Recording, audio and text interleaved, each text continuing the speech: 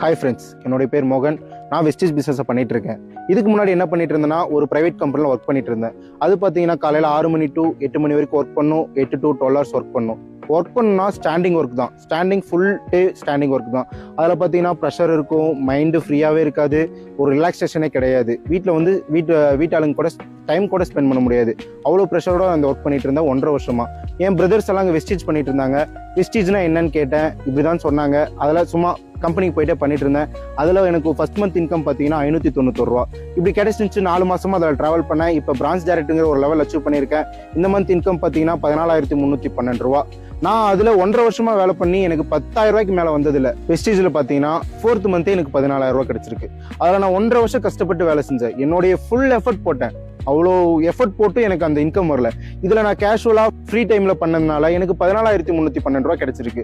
இந்த மாதிரி உங்களுக்கும் இந்த வாய்ப்பு வேணும்னா கீழே இருக்க நம்பரை கான்டாக்ட் பண்ணுங்க. தேங்க்யூ. Wish you wealth.